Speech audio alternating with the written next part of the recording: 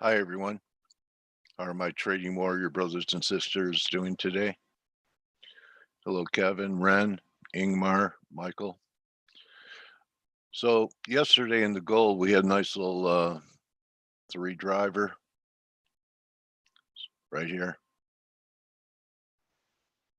And we're at a very important level, 1850. So, we could make another attempt for another high. It's possible. This was something that I was able to take advantage of in silver, which actually broke harder and is weaker. And I was showing this chart that we were kind of do or die up here, put in almost a low reversal day. We're down here under today's lows. There's lots of space for it to fall back down towards major support around 22 bucks. You have to get out on closes over 25.10. So that's the way the metals look. And gold, same thing. Rallied right back to this moving average of 50-day. And the 200s down here back near 1800. So yesterday's high is pretty important in gold. Tagged it. I'm not sure what kind of retrace it was, but I'm still in the camp that the low was not the low. Yeah, 1850, correct, Sensei. Takes out 1850, look out. It's a little clearer here on a shorter term TF. 1850, here's the blue line. So if we take it out, this was a false breakout. Not much progress after this big day, this big candle here, this 2-hour candle. And you have a moving average here. So gold would have some problems back underneath it. Something else that's changed, Euro pound. I think Euro pound closing back under, this 91 level, and especially if we start getting back under, and we're right there around the 90 level, looks like it peaked. So from now on, when I'm bearish a dollar, I'd be buying cable. Okay, when I'm bullish a dollar, I'd be shorting euro. That's what I see there. Yields are up a little bit today. This is really going to be the key in the gold. If the 10-year can get back above 1%, we start closing above 1%, it's not going to be bullish for metals. Okay. And I'm still trying to be patient about the dollar. So if gold's going to make a move, it's going to need this scenario to take place.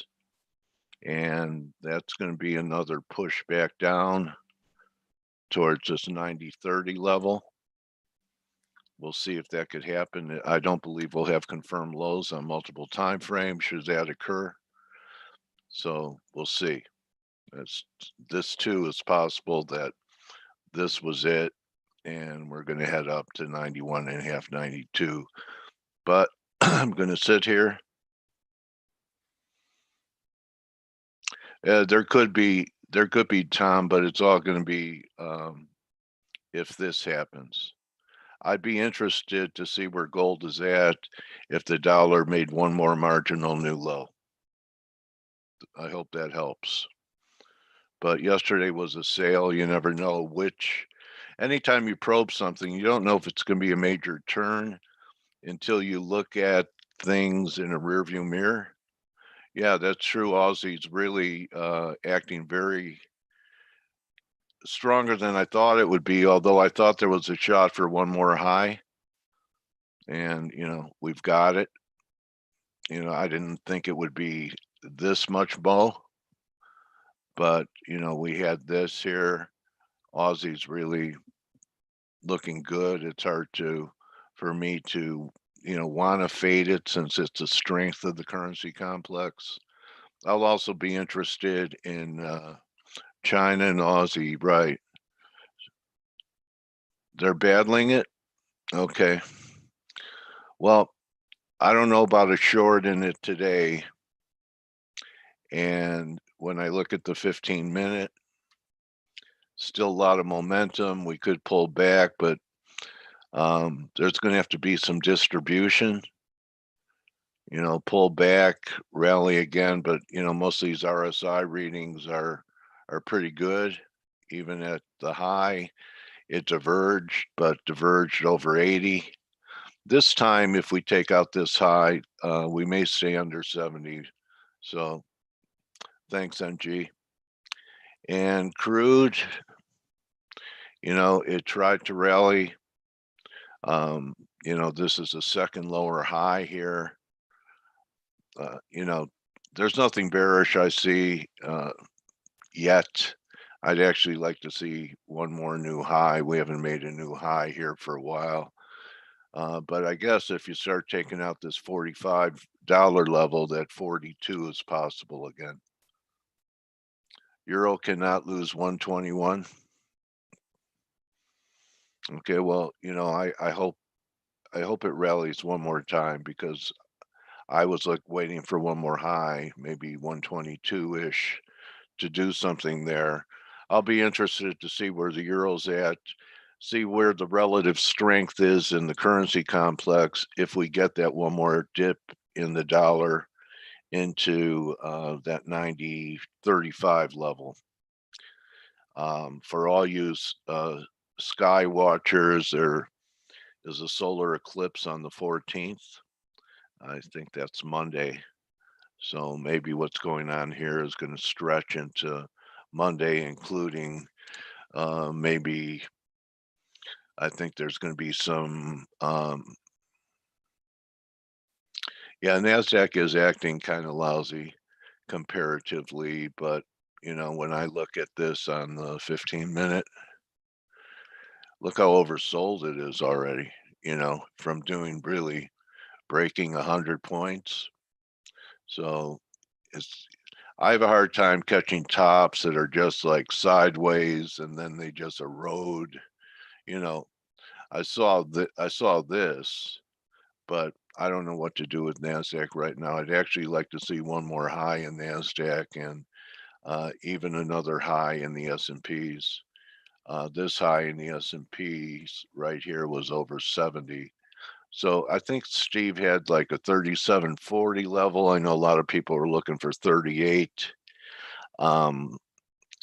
It looks like they will have a stimulus deal. It's going to be different. Instead of adding on to unemployment, they're going to give everyone 600, half of what they gave people last time. 1,200 for married. That's if it goes through. I mean, Well, yeah. I'm still skeptical to see if that even goes through. Hey, Dale, you were just talking about oh crap. You were just mentioning something and I was like, oh, NASDAQ. Daily, did you see the DSI and the NASDAQ overnight? I think it was 91. Yeah, it's 91. So it's okay. Yeah. It is in that rarefied air. Yeah, we're definitely into the pretty extreme. And I think when you're like, well, the NASDAQ's kind of underperforming, maybe that's the reason why. Yeah, but it's been in every other day. When I was trading it Sunday night, it was the weakness, and then Tuesday it became the strength. Or Monday it blew out to new highs. I mean, NASDAQ did this. Yeah, I think you're right. You're getting that rotation, right? Like one day it's never 2 days in a row, and right. I don't think that's healthy. You don't? I don't not know. Every day that they're going back to growth and value, from growth to value and cyclicality. Every other day it's different leadership. I don't know. Usually a theme like that puts a few days together. Yeah. Well, and that's just it's like they're distributing. Yeah, perhaps. Anyway, Yeah. Who knows? We make a new high, we'll have the 1 millionth and 185th negative divergence in the in the last 20 years. You know, it's Huh? amazing when these markets just continue to plow higher. I mean, Yeah, it's truly like and this is December too. I mean, don't forget that in I know. December you can see these moves just kind of extend for no reason. And I remember, um, gosh, we had our holiday party for our office 2 years ago because last year we didn't travel. I forget why we had to cancel. Oh, because there was some big event happening in December of last year. I forget what it was. We were looking at a stimulus trade deal, and we Oh all yeah. canceled the party because we look, here we are a year later talking about the same thing, um, which is funny. Uh, uh, that's why we canceled our holiday party last year. Anyway, what I was saying is, what I wanted to say is, like 2 years ago, I remember around the holiday party, which is about a week from where we're at right now. I remember like that Friday or Thursday that I was flying in to New York. It was, I mean, the Aussie was just ripping. It was moving like, you know, 50 pip clips higher. For what reason? No one knows. And I remember, actually, I can show you exactly what happened there. Let me pull it up really quick. If you go over to the Aussie, by the way, I did get stopped out of I had a Aussie long or a short, excuse me, while we were below 74.50, and I got stopped out. It was small, but still, it was, I actually reduced it after that stimulus news last night. But if you recall last year, yeah, or it was 2 years ago, so it was right here. There was what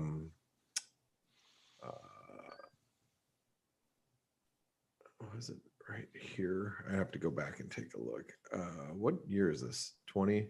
So it was, yeah. No, I guess it was it last year? Oh yeah, it was this is last year. I'm sorry. It was last year. Just you see that it was just ripping. It Yeah. was just ripping. I remember last year, and then it was a couple years before that. Then I'd have to go back to, yeah, is this December right here? Like you just saw back in 2017, it just kept just tearing higher. And those are an example of December moves that just kind of go. Yeah. And that's where we could be at, especially with the dollar as weak as it is, isn't it, Dale? Yeah, in fact, I read a study, Blake, that seasonal study, that December is the weakest month of the year For the for the dollar. dollar. Yeah, Yeah. yeah. And then Yeah. January is the strongest. Well, I'm sorry. And then January seasonally is the strongest. Isn't that amazing? Well, we could definitely see that this year. And if you put all this together with the dollar breaking down, because the dollar is obviously in breakdown territory right now. And then you have, the ECB tomorrow. And that's probably the reason why the euro is just not participating right now, is you have the ECB. Don't forget that. But you put together a Brexit deal, and the cable trades above 135 and change. You got the Aussie breaking out, which I think looks very bullish now. The Kiwis challenging the highs, but the Kiwi can break out too. Dollar Canadian, even though we held that double bottom yesterday, today we're back down at the lows. So I don't know if we're going to be able to turn the corner here. So if you get everything moving, in that, just with overall dollar weakness, uh, it's entirely possible that's what we're going to get, is we're going to get just dollar weakness across the board, and you see that continue into year end. So anyway, Our chart of the day in Aussie Kiwi looks like it might be manifesting some type of head and shoulders formation. I don't know if we got deep enough for the right shoulder, but that was the chart of the day. hold Aussie on Kiwi. 1 second. Yeah. I'm sorry, what did you say, Dale? The chart of the day yesterday, Aussie Kiwi. I don't know if we got deep enough for the right shoulder, but that was the look. I, Yeah. I was trying to buy it below 105 and my Oh, order didn't get tripped. So That's could still be, it didn't have to go to your red circle for it to be no, valid. it, Yeah, it could be a complex head yeah, and shoulder, yeah. which is just It was a a nice looking chart of the day. I thanks. think the chart of the days have they're not specific recommendations, but the ideas have a very high hit rate. You don't give entries and stops and targets, but the ideas, and then people apply their own tools to it. They're excellent. Thank you. It's a everyday good example. It's the old edge chart of the day. So Yeah, you know, it's I just want to give an example of, you know, a possible setup or thing that might be, you know, developing some technical pattern that might be developing in the markets that you guys need to pay attention to. But yeah, this rally in the Aussie New Zealand could really, you know, yield you know, move back up towards 107. I was really hoping for a dip below 105 to get long. I had orders out and just never reached it. So now let's talk about the dollar and where we're at right now. So the euro's pulled back a little bit. We're consolidating, but remember we're still in breakout territory. So that's, you know, one thing that you got to keep in mind. You know, you got the cable back up at, you know, near these highs. And the thing about the pound, and I have to point this out, and you guys can see it here, but I'll point it out anyway. You know, the break above resistance here, break below support has it really has taken both sides of the market. So you have to imagine if you were on, you know, the long side, you know, you got long on the breakout above 135, you know, you got stopped out. Then you got short on a break below 133, you got stopped out. So it's taken traders on both sides of the market. And until there's a concrete, you know, deal, there's going to probably be a lot of back and forth here. And so you have to be really careful about being too biased the cable. I mean, one of the things that you could do right here is, you know, short the pound, put your stops above the highs, or if it gets back down to 133, be long, put your stops below these lows. You know, or you just wait for the news to come out, you know, which is the safer route. The problem that I have and a lot of people in North America is that whenever there's an announcement, it's probably going to be during European hours. I mean, yeah. more than likely, considering this is a UK event. So that's, you know, one of the things that you have to think about regarding the pound. You know, like I said, or and if there is a deal or there's not a deal, there's going to be plenty of time to trade the long side or the short side of the cable following a deal too. So, you know, while I'm going through this analysis, let's just go ahead and get this bias chart out of the way. So the euro dollar, if we get a breakdown in the euro from this triangle, then I would expect that this move, you can see this like trend line right here. Okay. That comes in right around the 50% retracement, which would be 120.50. If we can break down, that's where I would expect it to go. You got 120.80, which is a 38% retracement that's held already, and then below that 120.50. So I would hope for a dip to 120.50. Frankly, I don't think we're going to get it, but you know, that'd be nice if we did. So those are two support levels for the euro. Resistance for the euro is going to be 121.50. And it's still bullish. Okay.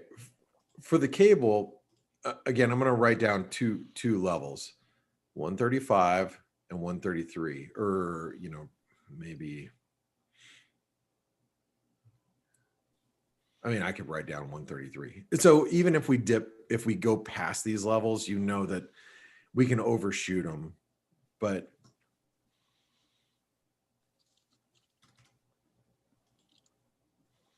I think generally speaking, around these areas, you're going to have some support or resistance. Hold on. I was just looking to see if there was some news that just came out. Doesn't seem like it. Okay, so there's your range. Let's talk about the Aussie. So the Aussie, yeah, the Aussie did exactly what I thought it would do last week. We hit the 127% extension of the bigger post-COVID news. We stopped, but what failed to happen and why the Aussie continues to be bullish is the pullbacks have been very minor. So it rallied to the 127% extension, but again, the pullbacks have been so minor, we're not able to get back below support. So now the breakout is, happening. I would expect any dip now to 74.50 to be very well supported today. So just keep that in mind.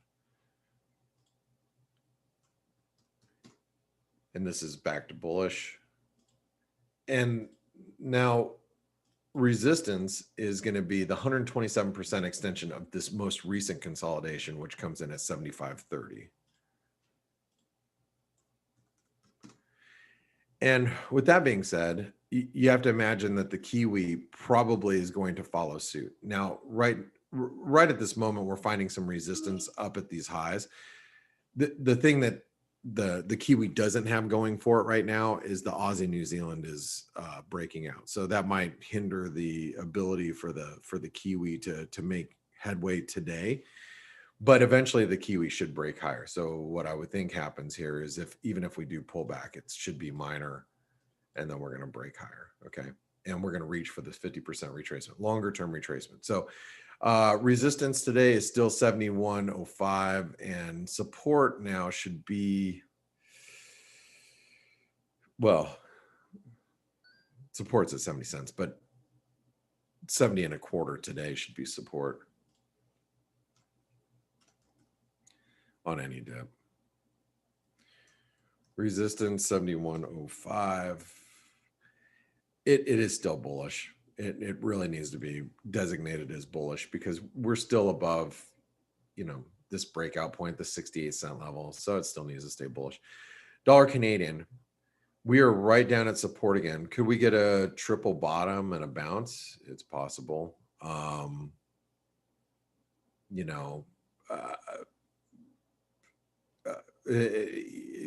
Does the dollar Canadian look like it's going to move lower? Yeah. And the 161% extension here comes in at 127.33, which would be a nice reversal level in my opinion. But let's write down 27.70.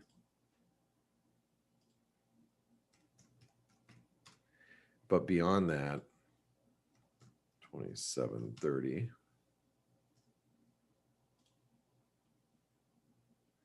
And resistance remains 128.40. And this remains bearish. Okay.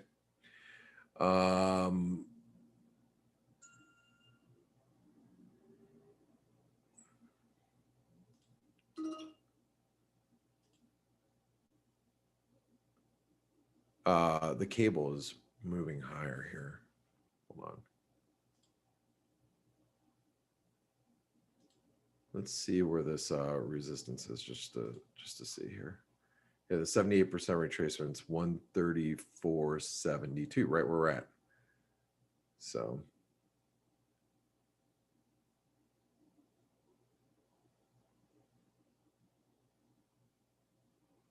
we are right up against resistance here. But again, it's all around this 135 level. What's that, Dale? Oh, I thought Dale said something. You are hearing things, man. I might be hearing things. Good morning. That might have been it. But yeah, what do you make of the cable move there, Stelios? Well, I think it's a continuation of what we saw yesterday.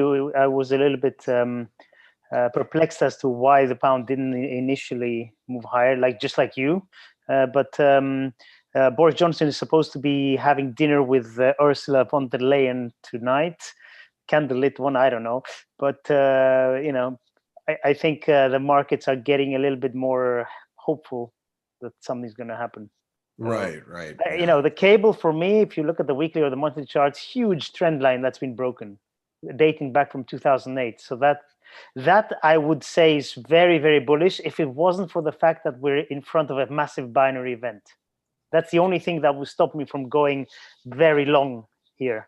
Yeah, But- you know what? I said the exact same thing a week ago, because we were above it. So last week, right? So like this is the multi-year trend line that you're talking about. And actually, if you go over to the weekly chart, you can say the same thing. And like I said, last week we were above it, and then obviously, as you pointed out, it's a huge binary event. I mean, this could be an epic reversal from a key level of resistance if Boris Johnson just throws up his hands and says, you know what, screw you guys, I'm out of here. We're done. So I don't think that's going to be the case. I think a deal is going to get done. But I agree. But yeah, I mean, for some reason. Yeah, but I think the deal will get done. But the problem is, it's not a 0%, not even close to being a 0% event of a no deal Brexit. I think anybody who wants to sell at 0, I'll buy in size. But the question is, what happens if we do get a deal? What happens if we don't get a deal? Well, either way, the first 200 pips, we're going to lose them, right? If you don't have position, you're going to lose the first 200. Then what happens? That's the question. Right. And I believe it's probably going to be a buy the rumor, sell the news type of event.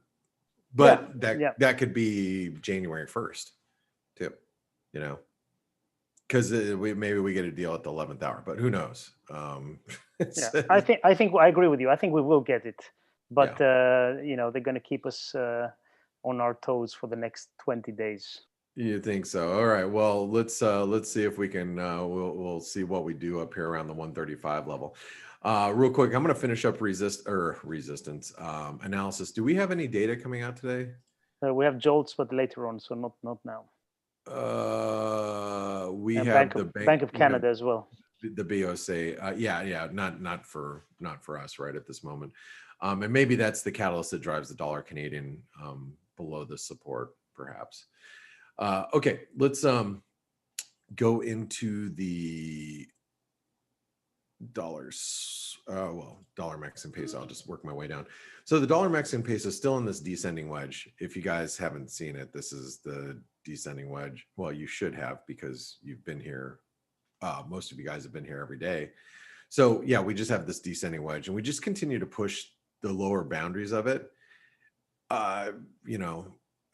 If you're shorting the dollar Mexican peso, you're probably pretty frustrated, because you're probably getting short because, the Aussie breaking out. So you're like, naturally, I'm going to buy some emerging market currencies. And then you're like, why the hell is it not working?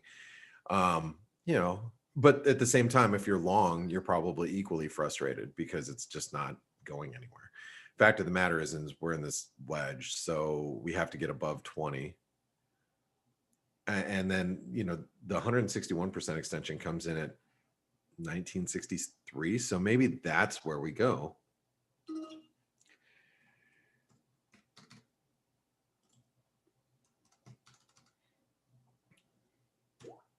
Okay.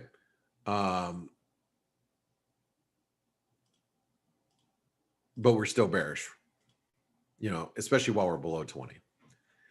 Let's see.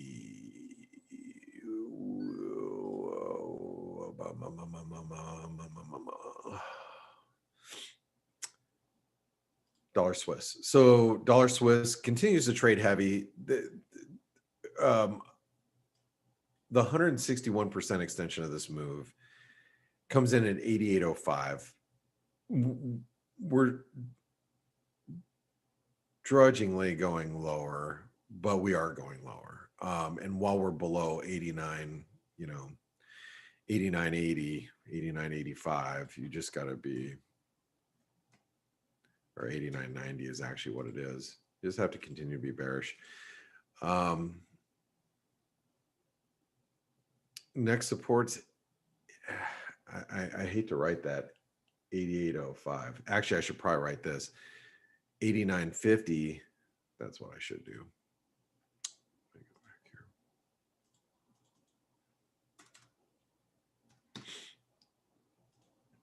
Whoops. Next support would be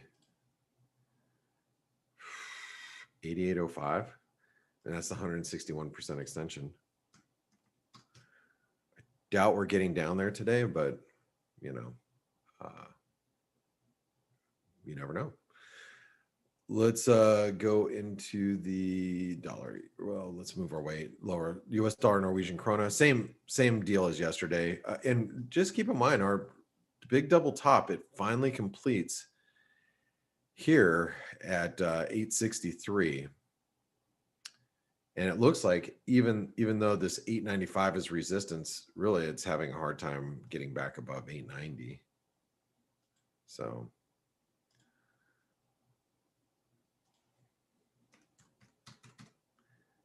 and this is 860, 862. Bearish.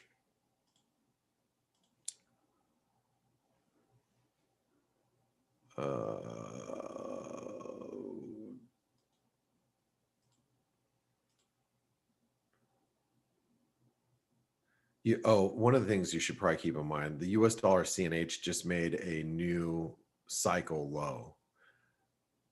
Think about that, because with a new cycle low, that's typically going to be risk on. So in other words, risk appetite is still going to be strong while you have this, weak US dollar CNH.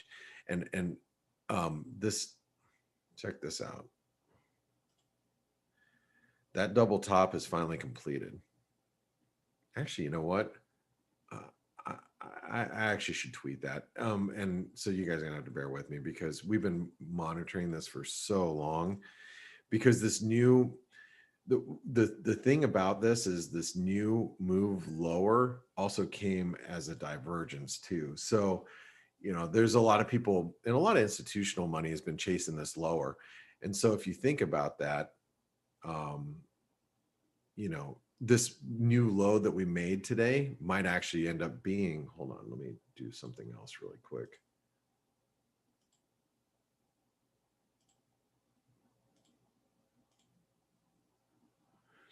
That new low might have been, people chasing below this key, 127% extension, and then getting caught on the short side, possibly, especially that the double top is completed. So hold on, I'm gonna, 1 second.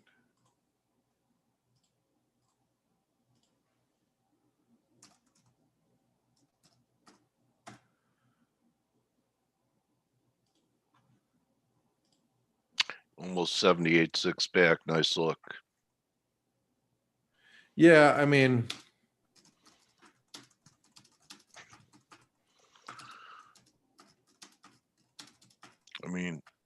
nothing on this chart looks impulsive. no, which, obviously could, it could reverse because of that, because it's been pretty orderly. You can see bounces, not saying that it's reversal worthy, but you can get like a counter trend move. You think the Chinese want a stronger currency? No, hell no. They were doing it to, I think, appease probably Trump or the incoming Biden, because they just want to make sure that that ties the tensions ease. But yeah, hold on really quick.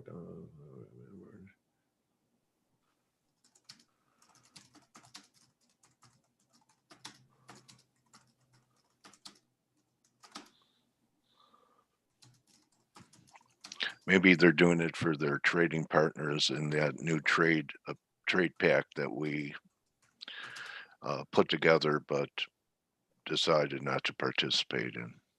Yeah. I don't know why they, yeah. All right. So anyway, but the thing, I guess, take a look at, the day, how we made a marginal new low, and Yeah. it could create a hammer today. And if it does, that could lead to a bit of a reversal. What I'm going to do is actually, I'm going to set up an alert for this, because what'll happen is if you break and close back above, like, let's call it like the 655 level, that's going to be a bullish reversal. And then you don't want to be short. And then at the same time, you probably don't want to be long Aussies. You don't want to be long Kiwi. You know what I mean? Those are things that Great you got to point. think about. Yeah. So anyway, I thought it was kind of important. What happened there? Okay.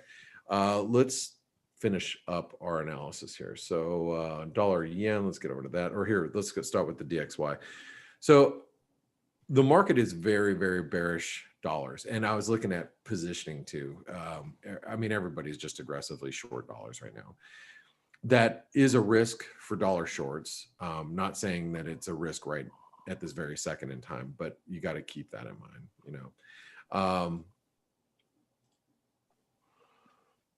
I think we had this drawn right here. So while we're below 91.10, and 90.50 is support right now. It is bearish. Okay. Let's see. S&P. I mean, we continue to hold the 3670. Next resistance is 3753. Is 127% extension of. This is the post-COVID move, right? That's the post-COVID sell-off. The 127% extension comes in at 3753, and that's, we continue the melt up.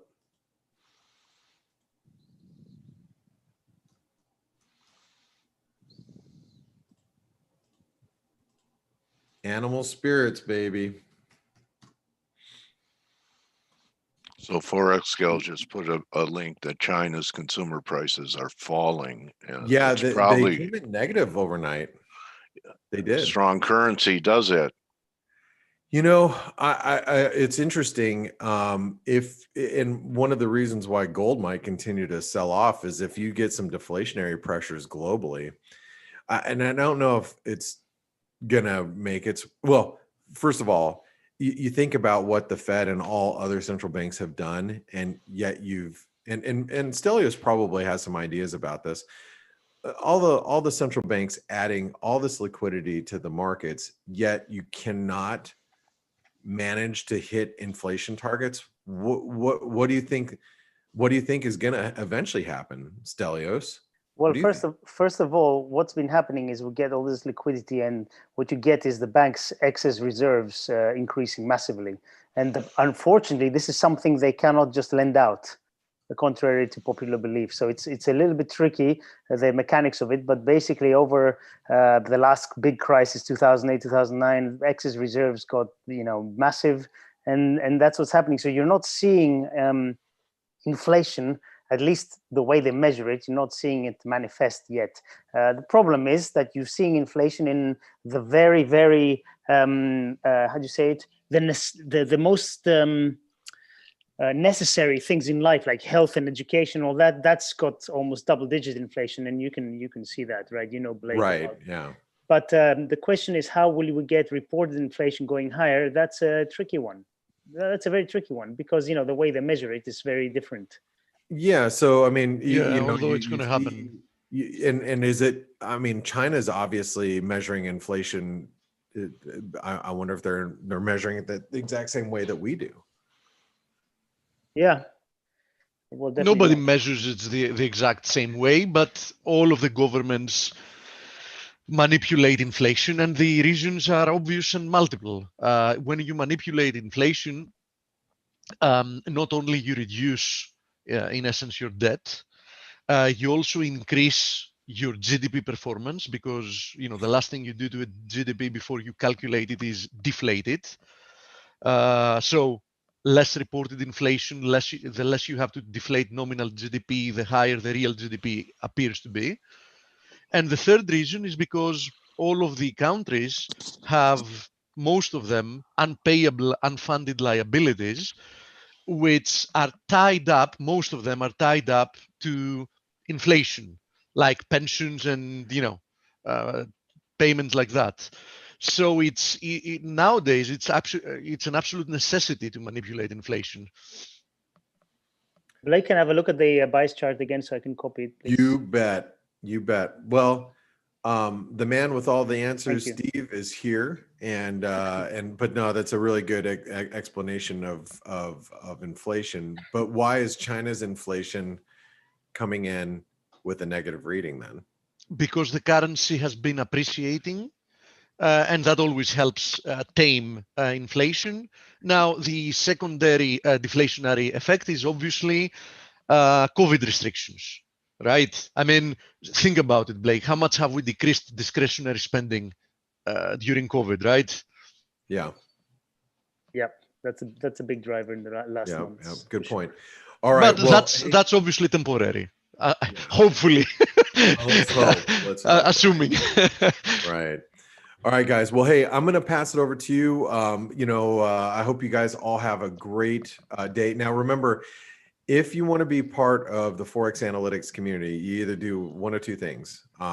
You try out Forex Analytics. It's $1 for 10 days. Just give it a whirl. And then you get to use the premium version, come in the chat rooms, all that stuff. But you can also go to visit our Forex Live Forex Live, our Face webinar sponsor, Pepperstone Securities. And if you click this link right here and you open an account with them, you can get Forex Analytics possibly for a couple of 2 to 4 months for free based on how much trading you do. So, and all you have to do is trade 5 lots, which is, what is that? 500,000 in currency. Most of you guys, most of you guys will do that in the day in 20 minutes. Yeah. So needless to say, in 2 months, I mean, come on. Right. Yeah. And then you'll end up getting another 2 months of Forex Analytics for free. So, and Pepperstone's, obviously a great company, a great broker, one of the bigger ones in the world. So, come join us. Steve, Stelios, I'm going to leave, and Dale, I'm going to leave you guys. So thank you so much for tuning in, everybody. I'll catch you during the daily roundup. Thank you, Blake. Thank you, Blake. Okay, buddy. Right. Hello, Coach. Hey, guys. So we talked about the UK and Bojo's blind date with Ursula. Let's see how that goes. But we're getting closer. The market's getting a little bit more optimistic about some kind of a trade deal. Again, we have the same sticking points, and we talked about this so many times. What percentage of GDP is fishing and all that. It's a matter of principle for the Brits, that's for sure. There was somebody, one of the members of parliament somewhere, who was saying, look, the UK is probably the only country that's sharing this much of their fishing rights and the fishing waters and everything. So it's there's a lot of things that are in principle involved, but in the end, I think there will be an agreement of some sort. I just want to show you guys something quick. I went in and I got a Boris Johnson cut. All right. And you know how they gave me a Boris Johnson cut? They put a cereal bowl over my head and cut whatever and was just cut whatever around here. Whatever was left over. Yeah, it was kind of like a Dutch boy kind of thing, but I just wanted to show everyone that I'm Boris Johnson's. You don't want to see my haircut. My hair keeps growing and growing, and same with my son. And I'm just waiting because they said they're going to open almost everything, like with heavy restrictions like you know, in a week from now, you know, for a couple of weeks, so people can have like more normal holidays. So, you know, my first visit is going to be. I have no hair. I don't care. Yeah, you don't have problems like that. Yes. Anyway, just want to Yeah. show everyone Boris Johnson's influence coming to America. So I'll see you guys later. You're Boris Johnson's handsome cousin. Okay. So Younger cousin. we talked. Jewish about cousin. we talked about the UK. We had some more positive comments out of the US as well. Mnuchin, his proposal was hailed as progress by Pelosi and their side. So I think we can all agree this is going to get done as well. And then obviously we see with the new year and with if Biden gets sworn in and everything, then we see what we really get. We had some more news about the vaccines. I don't know if you guys caught this, but there was, let me find it. It was on the BBC website. It said, COVID vaccine, UK regulators warn people with history of significant allergic reactions not to have the Pfizer vaccine. I don't know what significant allergic reaction. The interesting stuff begins, and Yeah. and somebody else. We have a friend actually with Katerina. She has like an autoimmune disease. Her doctor told her that she cannot get vaccinated if she has an autoimmune. I don't know why. You don't get the same response, and you could get sick from it. Real sick. Yeah. So you know, we're gonna start hearing about the details. Yeah. Obviously, in the long run, it's a good thing that these vaccines are coming out. But I don't think it's going to be plain sailing. Everything is fine so easily. I hope it is, but. So anyway, this is COVID-wise. This is what we had. Also, I was reading. I don't live in Germany, but I think I was reading that they had the largest daily number of deaths yesterday in Germany, and Merkel has been saying that they need to do more to contain it, etc. So, unfortunately, this thing is still with us, and hopefully by the summer it should be gone. But if vaccination works, people take it. Yes, organized, then we should definitely have a huge improvement by then. Okay, of course, not the whole population will be able to get vaccinated by then, even assuming that the whole population will want to. But definitely, the more you vaccinate, of course, the less the problem. And since they're going to start by vaccinating people that are more in danger groups, clearly even after I guess a couple of months, death rates should dramatically go lower, because still the vast majority of people that end up dying from COVID are people with old age, underlying diseases, so on and so forth. So these people should have been vaccinated at least in first world countries, like within, I guess, 3 months, worst case scenario. Indeed. So otherwise, let me have a look at, we didn't have any. Your view on silver, Stel, we went right up to that descending, we just missed that descending triangle line up there and turned a little bit. Wondering what your thought is. He's still going to be patient, and I'm still holding off, and this is the first time in ages that I've been flat in silver, apart from you're naked. Apart from any physical that I have, I'm completely flat, and I'm going to wait for a leg lower, which I think is going to come. Obviously, if we break above, and I think it's becoming very bullish, and technically it looks good. You'll chase it, baby. I will have to chase it. We'll have to. Yep. And I don't mind doing it, but at the moment I'm still waiting. So 21s again. I'm waiting for 21s. So not sure you're gonna get lucky. Let's see. People are not sure about a lot of things. Hold on. We break above 25, 70, 26. Let's say. I think it's gone. Sorry, I have to come back in 2 minutes. Okay, sorry. Go ahead. No problem. Girl's duty, as you understand, Dale. Yeah, Mr. Mom. Okay, so Dale, any requests? until Stelios Well, is back? Blake already covered it. Let me scroll back here. Someone's asking about Aussie Kiwi, but someone's asking about Bitcoin. Yeah, listen, Bitcoin and Ethereum were pulling back yesterday and today, actually earlier. I hadn't checked it, in some time. But if you remember, we covered that yesterday, and what I said is that, and actually we covered it some time ago. I said that it looks to me that we're getting some type of a correction. Now, what type of a correction? No idea. That's Yeah. the problem with corrections. It's like you can have multiple versions of corrective moves, and there is almost no way to know in advance. I wouldn't even be surprised if the market is devious enough to clean, people that bought it after this rebound. So in essence, takes Bitcoin like through 16,500, 16,000 temporarily, to get rid of, all the weak hands before we move higher.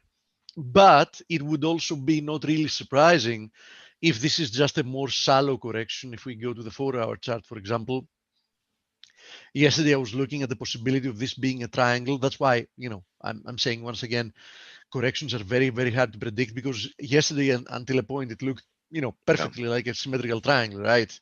Yeah. Clearly not the case. Now that we plunge lower, might be something like this, like a channel. That might be the case. I'm back. Sorry about that. Welcome My back. kids were calling. Dimitri is saying that Aussie yen is breaking the weekly trend line from the 2017 highs. That would be a pretty important event. And why did it take so long with risk Listen, on? in general, I'm very bullish the yen Aussie. crosses? Yeah, obviously he must have drawn a trend line like this, and he's talking about that. 2017 high, yeah. Yeah, I mean, probably that's the trend line he's talking about. I mean, drawing it from there, crossing from there, and going there. I don't pay that much attention to trend lines that just pass from 2 points. Yeah. Because, well, no, he's saying from 2017, so it was more to the right where he would start. This there. one. Yeah. Yeah, let's see. We got some good eyes with our attendees, so let's see. Okay, so now that we have that top, so which trend line? This one? Yeah, so it passes is that it, like, Dimitri? So this one, I'm You're assuming. here. I don't see all the hits. 1, 2. Anyway. Yeah, these ones as well, you see. Yes, he's saying. So yeah, I mean, yeah, it has some validity. Yeah, I agree with you. Yeah, good eye. In general, though, I was anyhow bullish. I mean, first of all, look at the latest move lower. I mean, clearly corrective, right? I mean, I had this as a channel. I mean, it was clearly corrective. And yes, that's a good eye. In general, I'm very bullish commodities. And, that should also benefit commodity currencies, right? Aussie, Kiwi, Canadian, Norwegian kroner, you name it. So yeah, I think this is a bullish development. That's a good point, Dimitri. Stelio, now that you're back, what were you saying, mate? We covered a little bit Bitcoin as long as you were away. I can't remember. What was it talking about? Perhaps you had more or less finished. Maybe, talking. yeah. I can't remember. So was there anything else in the docket? Anything else you had in mind? No. Oh, yeah. I was about to say data. We had nothing in data. No, really, we're waiting for Bank of Canada, and is it the ECB as well tomorrow? Can't remember. Who cares about the ECB nowadays? Yes, ECB is tomorrow as well. But there's growing talk that they're gonna, give us some more guidance on monetary policy and more easing and anything that they're going to do. So I think all eyes are going to be tomorrow on that. But no, nothing else. Nothing else. Okay, so somebody was asking about the CAD. Here's the CAD testing the support, but look at this. I mean, look at the last 2.5 days, right? Nothing. In my opinion, another bearish consolidation until proven otherwise. And I've said it many times as we were moving lower, and every single time. That's why it pays off, guys, to follow the trend, right? Because reversals are not the common thing. Mostly, you have two modes in a market, right? You have choppy type of a market where you should be actually not trading it, right? And you have a trending market. Now, for quite some time, the dollar has been trending lower. Dollar pairs have been trending higher against the dollar. And USD CAD, why would you want to fade it? Yeah, at some point it's going to rebound, but we've said that 100 times that why would you want to fade it? At some point it's going to rebound, but why do you want to bet that's going to be today or tomorrow or the day after? I mean, wait first for some type of a big reversal, something that's going to, like a little earthquake that's going to, move the market, and perhaps is going to be the catalyst for some position squaring, some of the weak hands to go off this market. But for the time being, I see nothing like that. So my assumption is that we're soon going to be on our way to the next downside target, which is the 78.6% fib from the 2017 low to the March of this year's high, which comes at 126.20. As simple as that. Okay, so USD CAD lower. Having to do with crude oil, we've also said multiple times that trying to fade this is not a good idea. Another little consolidation after breaking through this flag. I mean, what can I say? It looks like it wants to go higher, and I have no objection to that. So higher. So obviously, USD NOK lower. I mean, the path of least resistance remains to be to the downside. We're almost at the previous low at 865. Somebody will say, oh yeah, but I see some RSI divergences there. Yeah, you might, but RSI divergences can persist for a period of time before we can actually see, actually get something actionable due to that, right? So, fading a trend just because of RSI divergence, not the best thing you can do. You should have more evidence than just RSI divergence to do that. Let me see. Let me go through some of your questions. What happened to the EU? UK will not allow the EU to dictate to it future regulations. When the UK does not follow slap on tariffs on competition, yeah, it's going to, more or less, sorry for my language, it's going to end up being a shit show one way or the other. I mean, I have no doubt about that. Deep analysis of platinum, Amira wants every day. How deep? Deep tissue. You want deep tissue massage on platinum? Okay. Deep analysis on platinum. Platinum has broken. Go deep, man. Yeah, broken from this. It's come out of the deep flag. It has been, trading for a couple of days above this previous high. It's pulled back, but do I see any real momentum or reversal? No. So my analysis here is that when gold and silver break out, which is a matter of when and probably soon, I think that platinum is going to explode higher because it has been overperforming for quite some time. So I do think that platinum is going to end up sooner rather than later continuing to the upside, with the next upside target being the 127% extension of this probably last move lower, which comes at 1,170, right? It's currently backtesting support, which seems to be holding roughly at 1,000. That's it. Was that deep enough for you? Oh my God, Steve, no. Oh gosh. Okay, come on, throw me requests. We have 1 more minute. Dale, I'm assuming we have an interview today, right? Yes, we Vladimir Rybakov is here. Okay. I have a request, Steve. Can you do Killing Me Softly? I'm kidding. Palladium. Okay. Last one. Palladium. Here is Palladium. Palladium, probably this whole move is a big consolidation after this, amazing explosion higher. I mean, this parabolic move higher. And usually, parabolic moves like that need, quite some time for the market to settle.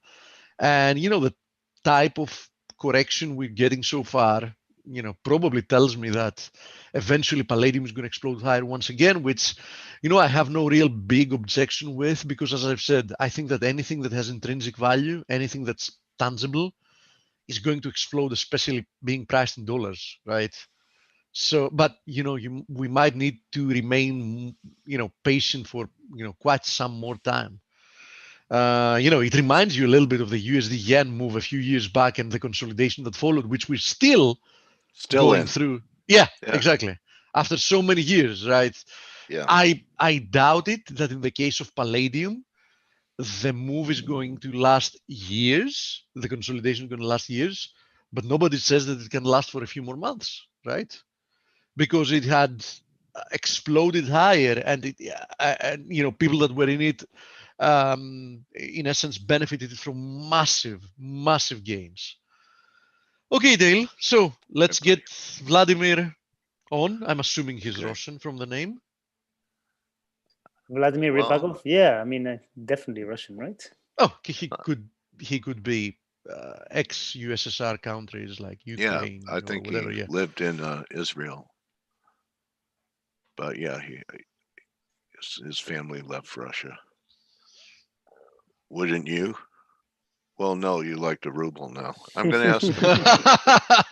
Oh yeah, I would have. Hello. Hi, Hello. Vlad. How are you? Well, good, all good. And whoever gave the bet that I am from the USSR countries was 100% correct. That was Okay. me. I was born in Belarus. There you see. Okay. Belarus. And What then was for, your first currency trade in Belarus? Do you remember it? You were buying bread for, Yep, we were buying bread for sausage. Anyway, Vlad, you remember how to share the screen here on Zoom? It's that green box. Yeah. Yeah. I still belong to the generation of technology. How are you? Good. It's good to hear your voice, buddy. Thank you very much, and very good to be here. And thank you for having me. Yeah, and you know what? I want to start off with this. What's your edge? Meaning? Meaning, really, everyone has a successful trader has something where they could. That's what I mean. It's hard for a lot of people to even define it. What their edge is. Would your edge be trading without margin? 100% yes. How long do we know each other? Dave? Huh? We know each other like long time now, right?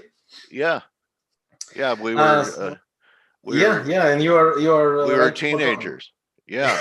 I'm So still a teenager. so is that an edge that you came to? I'm sure when you first started, like all of us, we're trying to make as much money as fast as we can, and Correct. we know what usually happens trying to do that.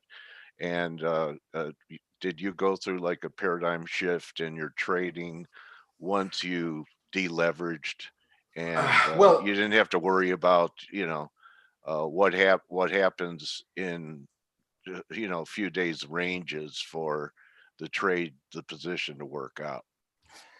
Yeah, well, so you're right. Like everybody else, which makes sense somehow. I started with smaller capital. I didn't have the money back then, and I had to grow. You cannot grow unless you take the risks. It's not a secret. It's truth. That has to be a money or capital you can allow yourself to risk, because if you trade with money that you cannot allow yourself to lose, nothing good will happen with that. Very important. I saw unfortunately, so many traders coming into the market like their last chance to survive or something like that. And you cannot trade under pressure, exactly like you cannot do any other successful work under heavy pressure. So I started with leverage. I was I consider myself lucky because I was doing that you remember these days, 2006, 2007, 2008, when the market was, you open the day, it's like 300 pips up or down. Right. You didn't need to do much, just kind of go with breakouts of highs, lows, and it would work. So I was pretty lucky then. That helped me to grow pretty quick.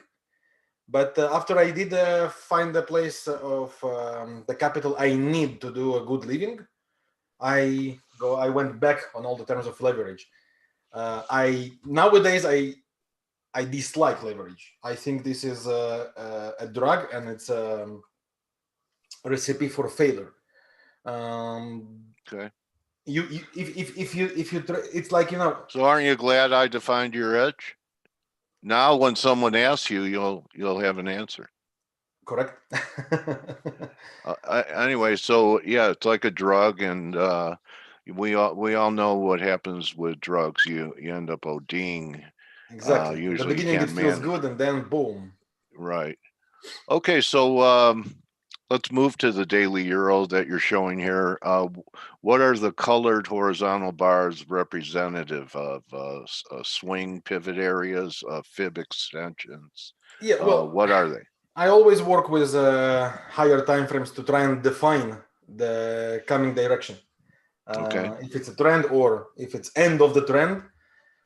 So I start always with the higher time frame, normally weekly and the daily. And the reason I have the euro dollar is because I think we might have a very interesting trading year on this pair 2021. Not that 2020 was not interesting all related to this pair, but I believe this is just the beginning of something big. And that's what if you're okay with it, that's what I wanted to show today. Okay. All right. Something big to the upside? Yes, but Okay. with a correction ahead, most likely. There is a big sell-off of the dollar recently. Yeah. The institution selling the dollar massively, especially with the elections and all this mess. Don't laugh. I am doubtful it will last for too long from here. I personally expect some surprises on or surprising swings on this direction, but technically speaking, the way I see that, we are now in a second corrective wave of the euro dollar, which, if all goes good, should take us somewhere closer to 130. Of course, it could be a little bit lower, it could be a little bit higher, but that's pretty much the expectation. Okay. And taking that into consideration into the longer view, going to shorter terms view, I definitely like the way that this divergence is developing. We have a key zone here. Yeah. The bearish divergence developing is on the MACD here, currently on the moving average. Now, I don't know if it will complete the move down or not. As for now, it's just divergence in potential, as the MACD still not complete the second high. But assuming this area would hold, then my personal expectations would be that we are heading towards significant correction. How about 113, where your red moving average comes in? It would be classical, anywhere in between 116 to 113 of these lows. Yeah. And these highs would be classical area. Yeah. Where from, again, then you get 130. Yeah. Assuming the analysis is right and the market would agree with my lines, I expect a further continuation. Okay. All right. So let me ask you this: have you taken? Are you looking to play this counter trend move that may be just starting to develop here? Maybe it's going to take a pullback and one more shot up, but to have two divergences instead of just one. Do you think that's possible? That's normally the time where I drop to lower time frame, daily, and sometimes even like 4 hours to make the timing. Yeah. And also the daily is slowing down significantly. I believe that this area, the 122 surrounding the 122, is the area where we should expect a correction to start. So some false breakout here, for example, would be a classical sign that the bulls are losing momentum and potential turnaround is coming. All right. So what do you think the narrative is going to be? Risk off? Is Trump going to hit, Trump and Israel going to hit Iran before January 20th? You're laughing. Do you think anything's going to happen there? I'm laughing because I would not be surprised of anything that you mentioned to happen. It could be Oh, anything. It could be something in the Okay. Middle East, like Yeah. the last word of Trump, you know. Yeah, Yeah. and you know, Crude's been acting great in a COVID environment. Yeah, So I kind of think that maybe they're starting to price in some geo risk into the price of oil.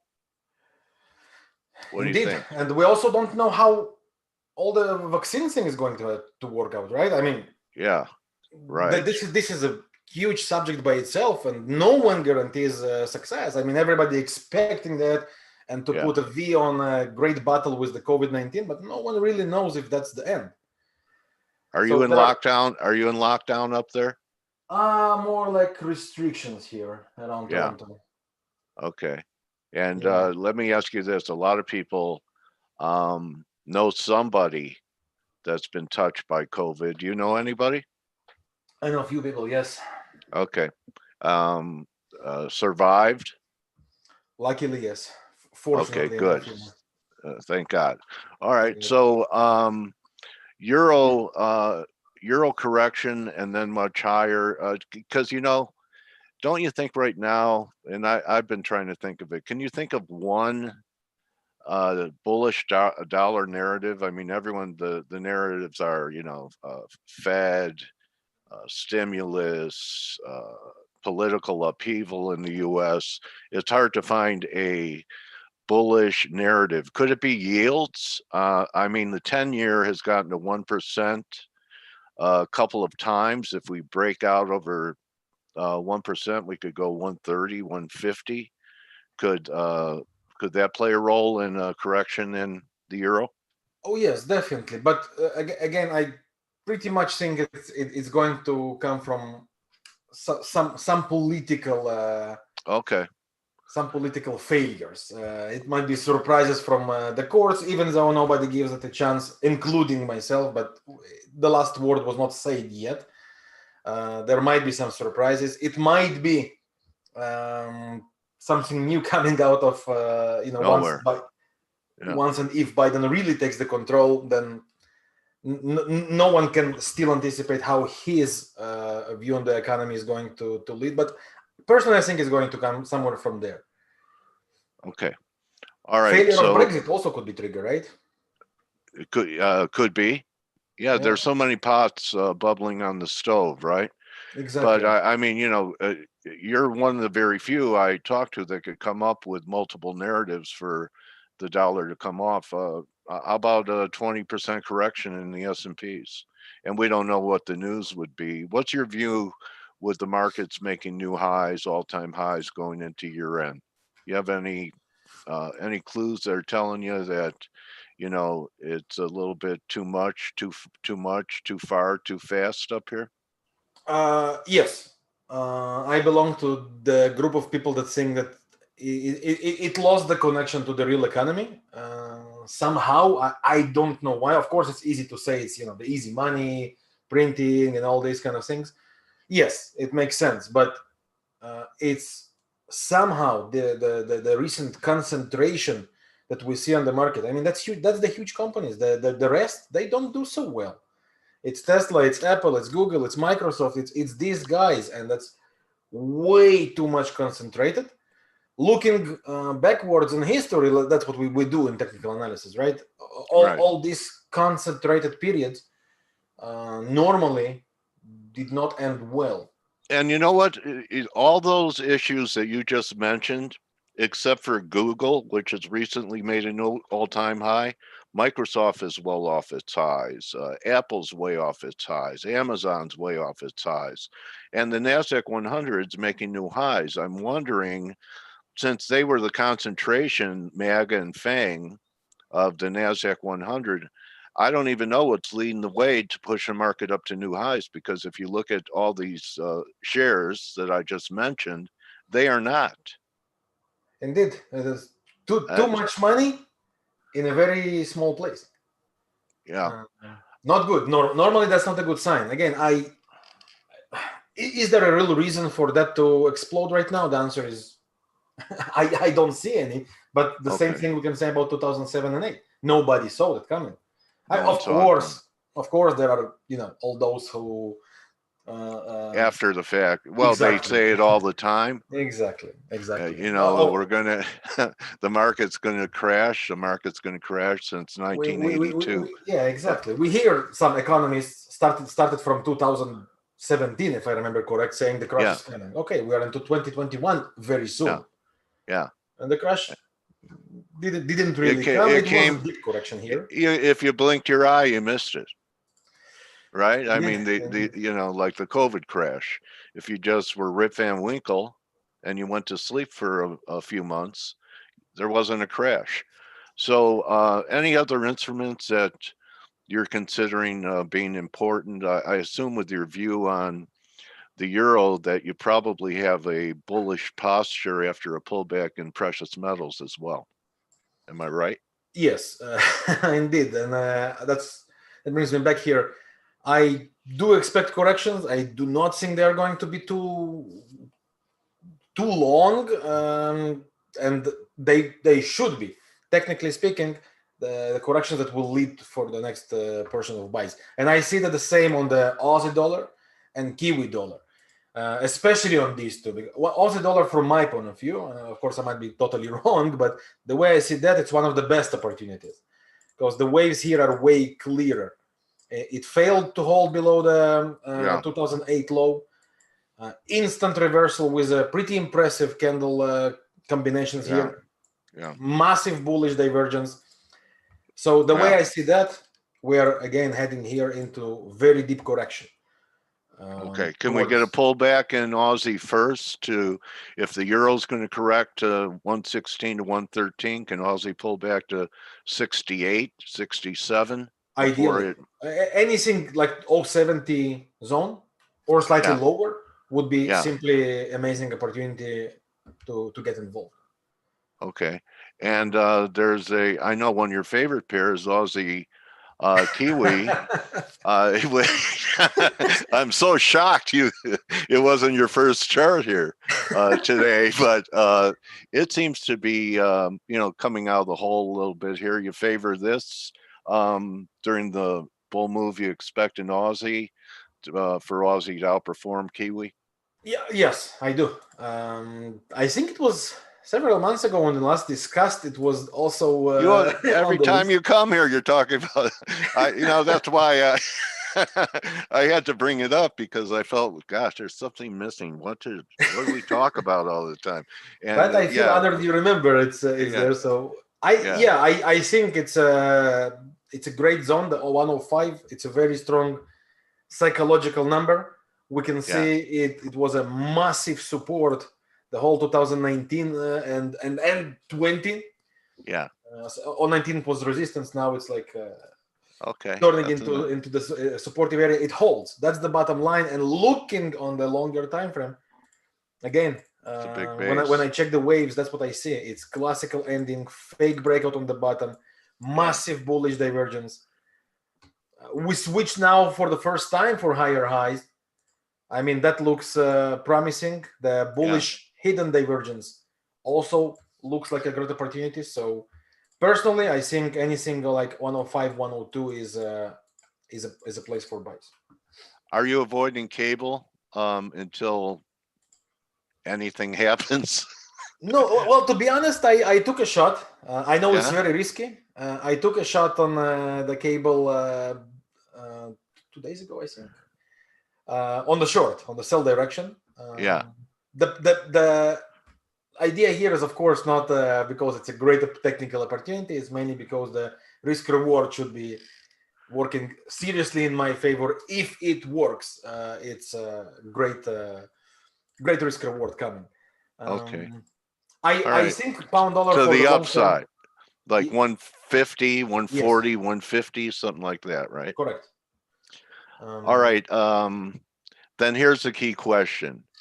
You like both euro after pullbacks and you like cable. like them all. Is euro pound going to just be sideways? We've had a bit of a rally in euro pound, but now it's starting to negate. Technicals are looking lousy after today, maybe. Is this just a non-trade, a range trade? And who knows which is going to outperform the other? I totally agree with you. Even though I carry my bearish view here, I expect further move down. Okay. But that's very, very tricky waves been- and market conditions to deal with. Okay. Not sure it worth the risk, to be honest. Okay. So yeah, that was my thinking after, having traded this for a long time. I thought we might get to 92, 94, head back up there. Because I always believed that true bull markets and true bear markets in the dollar, true bull markets in FX, that the euro, like the old days, the Deutschmark would lead the Swiss. Okay. And now that there's no Deutschmark, it's the euro would lead the pound in a true bull market. But that might just be old school stuff that doesn't mean anything anymore. And who say it doesn't mean anything? I mean, all look at Warren Buffett. This is a classical old school, right? Yeah. And yet his But actions. we must have gone to different schools because we've had different outcomes in our lives. Well, Warren's only done like a shade better than me.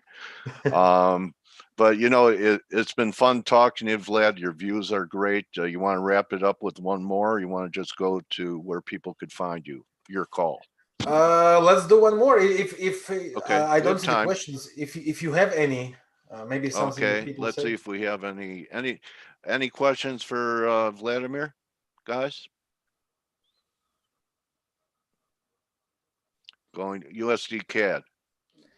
Ah, that And then is silver. is this question coming from a Canadian or not? No, it's coming from someone who makes up names and comes in here. The way I see the dollar CAD is like the other instruments is bearish.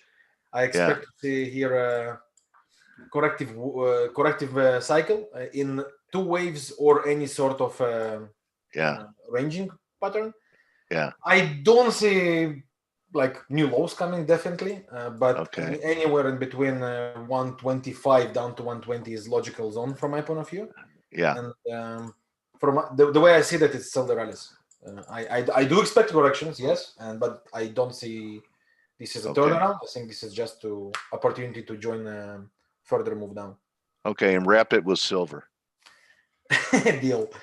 Now the silver is, from my point of view, again, it's amazing opportunity to get involved in the buys for the long term. I'm lucky in this meeting because there are some clear waves here, right? Developing. Yeah. Beautiful turnaround of divergences, of false breakout, and mainly the fact it never went below such a psychological level like 10. It was dancing around, but that's it. Higher highs starts to develop, so any drop, like the current situation that happens. Okay, same thing. So we pull back to 20 or 18, that you back up the truck. Yes. Okay. All right. Why don't you show your website where people could hang out with you and learn from you? And definitely, I learned from you today. So thank you very much. And you're not that active on Twitter, but you could follow. Unless you're getting more active, you could follow Vladimir at Vladimir Rybakov on Twitter. Did I press on something here? Because you just you stop sharing the screen, so you have to share the screen again with the green button again. 3 screens in front of me, and okay, you see. Look at that guy. You look like you're running for prime minister of Canada. Is it showing now? Yeah, I got it. Okay, so that's the club. That's where I hold my daily live meetings where we talk about all the trading opportunities as they happen. That's Traders Academy Club. And we also do... do you do them live? Yes. You don't do them. You do them live? Yep. Wow. Okay. No live masks. What do you mean? No one's wearing a mask. No. You're not there in person. You do them live, but you're not getting together in an office like that and doing it. Oh, no. I'm working from... that's what I meant. Oh, home. No. Working from home for more than a decade now. Yeah, okay. So that's the club where all the things happen real time. Yeah. And this is the blog where we do the daily contents with daily trading ideas, educational articles. It's as the name suggests, VladimirRybakov.com, and that's pretty simple to remember and Okay. follow. All right. I hope it again it can help to the community and give some valuable things. Okay, and the website address is VladimirRybakov.com. Do you have club jackets with your name on the side? So No. people know that they're part of your club? No, I You don't. know, like, But you know, what, this like is something to think about. gangs have club jackets. You don't have one? Not You know, yet. that'd But be a great promo to get, yeah, great promo for new members. You Get just a gave me an Vladimir idea. I might go Rybakov for it. coat. Huh? You just gave me an idea. I might. Yeah, you know, I have a million of them. All right, so Vlad, happy Hanukkah. I Thank hope you your very much, family. and happy holidays. Merry Yeah. Christmas in advance to everybody. Whatever the holidays you guys celebrate, I wish you a very happy one. Stay safe. Well, thank you very much for having me again, and I wish you and yours It nothing was but the best. fun and also insightful. Great combination. Thank you, Vladimir. Thank you very much. Everyone, Stay safe and all the that's best to everybody. all right. That's Vladimir Rybakov. Follow him on Twitter at Vladimir Rybakov, or go to his website, www.vladimirrybakov.com. And remember, whatever you're trading, whether you're out for pips or coins or crypto, don't just count those, count your blessings. We'll see everyone tomorrow. Adios. Thanks, Vlad. Thank you very much. Take care. See ya. You're welcome, everyone.